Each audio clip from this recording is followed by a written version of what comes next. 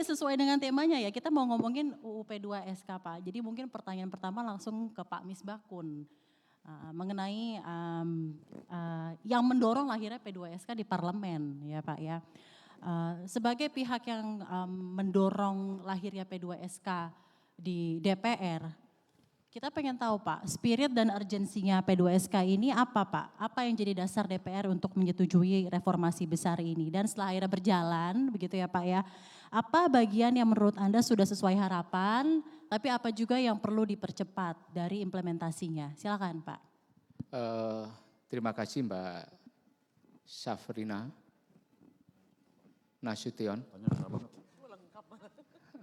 Karena saya beberapa kali Bu di host oleh Mbak Safrina. Assalamualaikum warahmatullahi wabarakatuh. Selamat sore dan salam sejahtera bagi kita semua. Yang saya hormati Menteri Keuangan, Ketua OJK, Ketua LPS dan Deputi Gubernur Senior Bank Indonesia serta hadirin yang berbahagia. Dengan pertanyaan dari moderator tadi saya ingin menyampaikan bahwa Undang-Undang P2SK ini diamandemen. Ini adalah Undang-Undang nomor 4 tahun 2023. Itu diamandemen karena dua alasan. Pertama, alasannya adalah ada judicial review terkait dengan kewenangan penyidik OJK, yaitu penyidikan. Dan kemudian yang kedua juga judicial review terhadap kewenangan penyusunan anggaran LPS. Dua-duanya itu adalah hasil judicial review. Kemudian kami di politik, di DPR melihat bahwa pada saat yang sama kita melihat ada kesempatan untuk kita lebih menyempurnakan apa yang kurang di Undang-Undang P2SK di tahun 2023 yang lalu. Kita melihat bahwa ada beberapa aspek. Satu yaitu mengenai Bank Indonesia. Ketika kita melihat kesempatan, apalagi kemudian undang-undang ini disusun, ini sebenarnya kesempatan. Undang-undang ini selesai direvisi ketika Menteri Keuangannya yang lama dan revisinya di Menteri Keuangan yang baru. Jadi kan ada peluang yang menarik ini. Menariknya apa?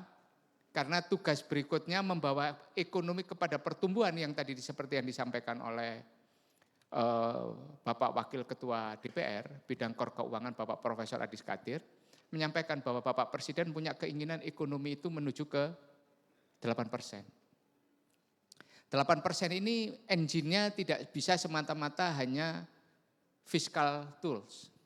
Harus ada dorongan dari sektor kebijakan moneter. Maka kita memberikan penguatan penuh bagaimana peran Bank Sentral dalam mendorong pertumbuhan ekonomi. Dan itu kita berikan penguatan yang sangat kuat. Karena kan ada Bank Sentral itu pilihannya dua. Pro-growth atau pro-stability. Nah, disinilah yang menjadi perdebatan nanti. Kita mengarah ke sana. Tanpa sedikit pun kita ingin mengganggu independensi Bank Sentral. Tidak ada satupun independensi dari Bank Sentral yang ingin kita pengaruhi atau apapun. Berikutnya kita berikan penguatan juga kepada OJK. Beberapa hal tentang kewenangan di bidang kripto, beberapa pengaturan kita perkuat, karena ternyata setelah kita menjadikan kripto sebagai aset keuangan, ada beberapa hal yang perlu kita berikan penguatan lebih lanjut mengenai tokenisasi, kemudian ada lagi soal real world asset dan stable coin. Di sana kita berikan penguatan. Sudah ada mengenai bursa kriptonya seperti apa, dan operasionalnya nanti bisa menjadi kewenangan di regulasi POJK. Di LPS kita berikan penguatan lebih lanjut, yaitu mengenai anggaran dan beberapa poin yang sekarang ingin kita kuatkan, yaitu asuransi, penjaminan polis asuransi akan kita lebihkan penguatan terhadap kapan itu akan dimulai. Karena kalau 2028, paling lambat 2028 kita mau berikan akselerasi lebih cepat supaya terjadi pergerakan di industri asuransi. Saat ini posisinya DIM-nya sudah kembali dari pemerintah dan sudah masuk ke DPR, tapi masih berada di tangan pimpinan DPR. Kalau informasi yang terakhir saya dapat, informasinya sudah di pimpinan DPR, tapi minggu depan DPR sudah masuk kepada masa reses. Hari Selasa, tanggal 9 kita sudah masa reses. Tinggal kita tunggu arahan dari pimpinan DPR apakah akan dikerjakan kapan. Nanti kalau dikerjakan lambat, dinilai kita berlambat-lambat, kalau dikerjakan bercepat-cepat, ada apa ini nanti? DPR kok pengen cepat-cepat pengen nyelesaian. Nah, kita tunggu aja arahan yang paling ideal supaya tidak diinterpretasikan macam-macam oleh publik.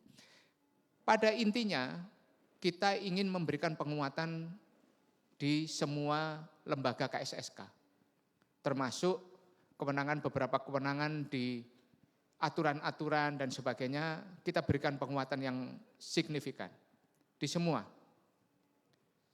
Kami ingin menjadi bagian dari politik yang produktif, memberikan kontribusi yang positif, bagaimana antar lembaga yang sangat kuat peran dan tanggung jawabnya, itu lebih diatur, lebih kuat. Pak Purbaya ini sebagai koordinator KSSK nanti akan mempunyai anggota yang masing-masing sangat kuat pengaruh regulasinya kepada industri maupun posisi kelembagaannya. Bank sentral akan menjadi bank sentral yang di zaman, mohon maaf, di zaman Orde Baru dulu, peran pertumbuhan dan penciptaan lapangan kerja itu nyata. Dan OJK juga kita kasih peran bagaimana dorongan-dorongan kebijakan pengawasan di sektor industri jasa keuangan, di industri jasa keuangan itu juga memberikan peran terhadap pertumbuhan.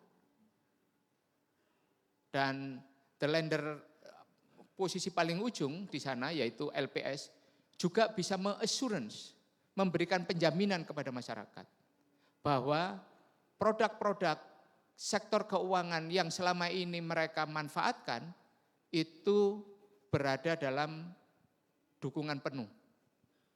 Apa? Penjaminan. Kita tahu asuransi sekarang menghadapi tekanan setelah beberapa permasalahan di masa lalu yang membuat terjadi krisis kepercayaan di masyarakat.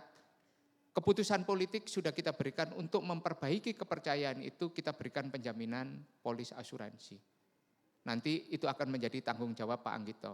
Pak Anggito ini pemain baru di KSSK, tapi setelah ketua LPS-nya menjadi Menteri Keuangan, maka ratingnya LPS ini jadi naik tinggi, Pak. Ratingnya jadi naik tinggi. Itu. Apalagi kemudian Menteri Keuangan seperti Pak Purbaya ini algoritmanya udah di atas semuanya di Republik ini. Pokoknya semua orang kalau sekarang kepingin membuat konten kreator supaya ditonton orang, kasih judul Purbaya, udah langsung. Jempolnya ya Pak ya? Ya, Jempolnya. Gitu. Langsung semua orang ditonton orang. Itu. Sampai video-video lamanya Pak Purbaya main gitar, nyanyi, apa itu semuanya diulik oleh sama netizen Indonesia. Karena Pak Purbaya ini ternyata memberikan harapan baru. Dan mudah-mudahan harapan kami semua, Undang-Undang P2SK ini juga menjadi harapan baru bagi industri. Dalam rangka memberikan penguatan kelembagaan, memberikan penguatan kepada industri, dan juga kemudian memberikan penguatan terhadap perlindungan kepada konsumen. Kami di politik hanya kepingin menjadi fasilitator bagi lembaga-lembaga ini untuk bisa menjalankan fungsi, tugas, dan tanggung jawab yang diberikan oleh undang-undang, yang dimandatkan oleh undang-undang bisa berjalan dengan baik. Bisa masyarakat juga terartikulasikan ke masyarakat. masyarakat tahu bahwa DPR benar-benar memfasilitasi semua yang apa menjadi keinginan masyarakat, tentunya keinginan negara, keinginannya pemerintah, sehingga terfasilitasi dengan baik.